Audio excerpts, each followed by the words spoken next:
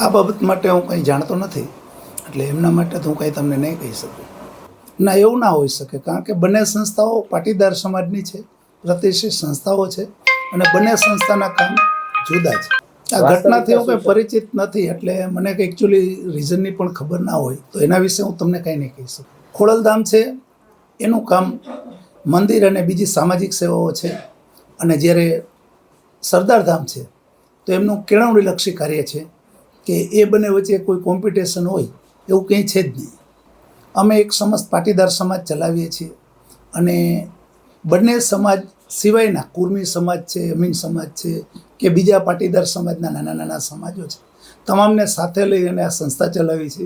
આમાં અમે ખોડલધામ, સરદારધામ, કેળવણીધામ જેવી અનેક સંસ્થાઓ પણ અમારી સાથે છે, અને ક્યારેય અમને એવો અનુભવ નથી થયો કે કોઈ સંસ્થા પોતાના વર્ચસ્વ માટે, કે કોઈ પોતે મોટું બનવા માટે, કે કામની કોમ્પિટિશન માટે ના, ઇવન એકબીજી સંસ્થાઓ અમને હંમેશા મદદ કરતી રહી છે.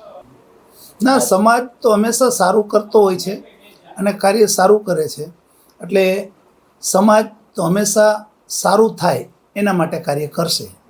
આ ઘટના વિશે હું પરિચિત ના હોય એટલે તમને એ તો નહીં કહી શકું, પણ સરદાર પટેલ સાહેબે કીધું છે કે કોઈ પણ વ્યક્તિ સમાજની હોય, એમાં ખાસ કરીને પાટીદાર હોય, તો એ હંમેશા પોતે પોતાનું સારું કરવા માટે અને સક્ષમ બનવા માટે હંમેશા પ્રયત્નશીલ રહે છે, અને કદાચ ક્યારેક ભવિષ્યમાં કંઈ ભૂલ થઈ હોય તો એને સુધારવા માટે પ્રયત્ન કરે છે.